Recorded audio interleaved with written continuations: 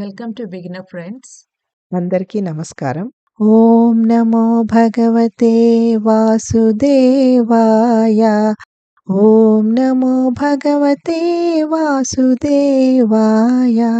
భగవద్గీత పారాయణలో ఈరోజు 5వ అధ్యాయము కర్మ సన్యాస యోగము 8వ శ్లోకము మరియు 9వ శ్లోకము.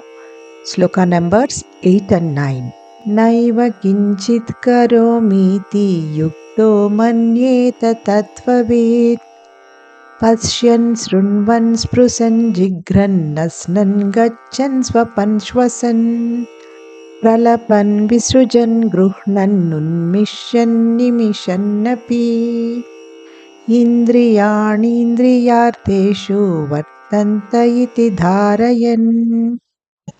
తాత్పర్యము: కర్మయోగములో దృఢ సంకల్పంతో స్థితులై ఉన్నవారు చూస్తున్నప్పుడు, వింటున్నప్పుడు, స్పృశిస్తున్నప్పుడు, వాసన చూస్తున్నప్పుడు, కదులుతున్నప్పుడు, నిద్రిస్తున్నప్పుడు, శ్వాసక్రియలప్పుడు, మాట్లాడుతున్నప్పుడు, విసర్జిస్తున్నప్పుడు, స్వీకరిస్తున్నప్పుడు, కన్నులు తెరుస్తున్నప్పుడు, మూస్తున్నప్పుడు చేసేది నేను కాదు అని ఎల్లప్పుడూ భావింతురు. ప్రాకృతిక ఇంద్రియములే వాటి వాటి విషయములలో కదులుతున్నట్లు దివ్య ఆధ్యాత్మిక జ్ఞానంతో గ్రహిస్తారు. మనం ఎప్పుడైనా గొప్ప విషయం సాధిస్తే మనమే ఏదో గొప్ప పని చేసినట్టు గర్వపడతాము. ఈ కర్తృత్వ భావనతో వచ్చే గర్వము ప్రాపంచిక దృక్పథాన్ని దాటిపోవటానికి ఉన్న పెద్ద అడ్డంకి. కానీ భగవద్ దృక్పథంలో ఉన్న కర్మయోగులు ఈ అడ్డంకిని సునాయాసముగా అధిగమిస్తారు. పరిశుద్ధమనర్చుకున్న బుద్ధితో వారు తమని తాము శరీరం కంటే వేరుగా చూస్తారు. కాబట్టి తమ శారీరక క్రియలను తమకు ఆపాదించుకోరు. శరీరము భగవంతుని యొక్క భౌతిక లేక ప్రాకృతిక శక్తితో తయారు చేయబడినది కాబట్టి వారు చేసే అన్ని పనులు భగవత్ శక్తి ద్వారా చేయబడినట్లు భావిస్తారు. వారు ఈశ్వర సంకల్పానికి శరణాగతి చేశారు కాబట్టి తమ మనోబుద్ధులకు ఆయన దివ్య సంకల్పం అనుగుణంగా ప్రేరణ పొందటానికి భగవంతునిపైనే ఆధారపడతారు. ఈ విధంగా భగవంతుడే అన్ని పనులు చేస్తున్నాడన్న భావనలో దృఢంగా స్థితులై ఉంటారు.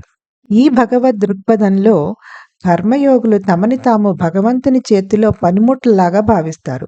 ఈ దృక్పథంలో పనిచేయటం వల్ల కలిగే పరిణామాలను శ్రీకృష్ణుడు తదుపరి శ్లోకాలలో విశదీకరిస్తాడు. Meaning of the shlokas is: those steadfast in karma yoga always think I am not the doer, even while engaged in seeing, hearing, touching, smelling, moving, sleeping, breathing, speaking, excreting, grasping, and even opening or closing the eyes. With the light of divine knowledge, they see that it is only the material senses that are moving among their objects.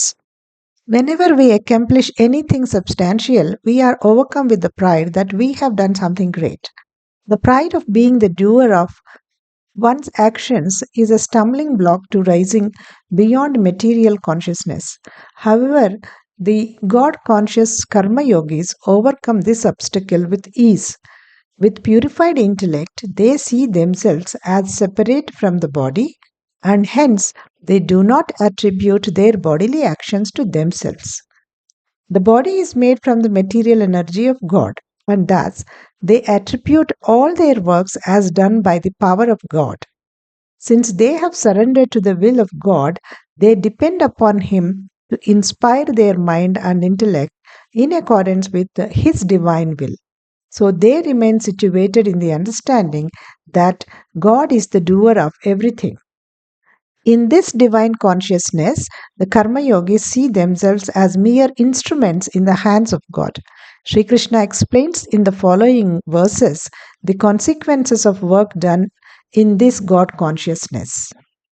Om Namo Bhagavate Vasudevaya.